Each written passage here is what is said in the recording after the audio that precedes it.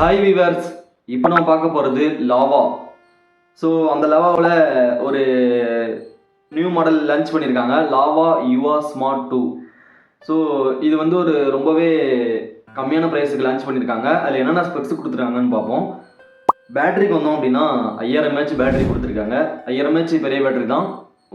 10 what தான் charger கொடுத்துருக்காங்க. 18 வாட்டாவது கொடுத்துருந்துருக்கலாம். 10 வாட்டுங்கிறது ரொம்ப கம்மி. 5000 mAh சார்ஜ் பண்ணுறதுக்கு 2 மணி நேரமாக தான் எடுத்துக்கும். 18 கொடுத்துருந்துருக்கலாம், இருந்தாலும் இவ்வளோ தான் கொடுத்துருக்காங்க. டிஸ்பிளேக்கு வந்தோம் அப்படின்னா 6.75 இன்ச்சு சைஸ் கொடுத்துருக்காங்க. சென்டிமீட்டரில் சொல்லணும்னா 17.12-13 சென்டிமீட்டர் தான் கொடுத்துருக்காங்க. IPS LCD பேனல் கொடுத்துருக்காங்க. இந்த விலைக்கு இவ்வளோ தான் கொடுப்பாங்க, விலை கம்மி. நான் உங்களுக்கு லாஸ்ட்டாக விலையை சொல்கிறேன். இது வந்து ஒரு HD+ டிஸ்பிளே தான்.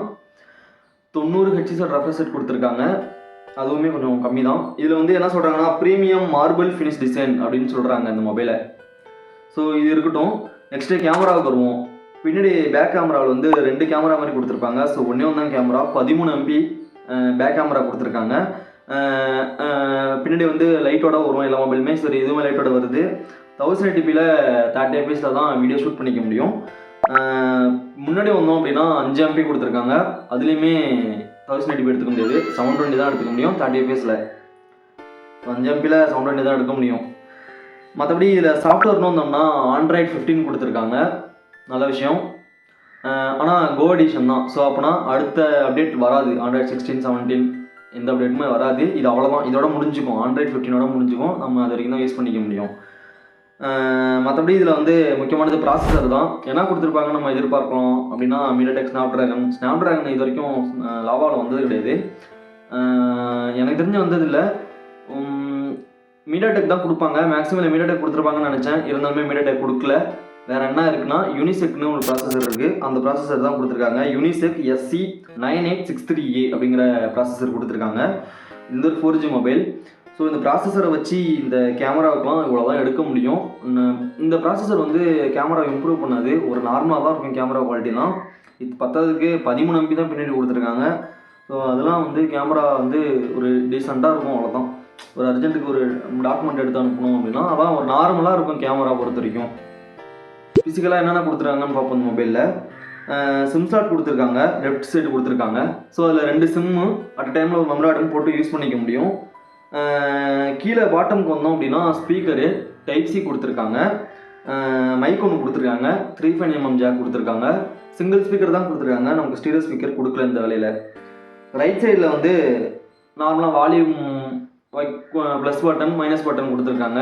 கீழே வந்து பவர் பட்டனுமே கொடுத்துருக்காங்க. நல்ல வேலை ஃபிங்கர் பிரிண்ட் கொடுக்காம இல்லை.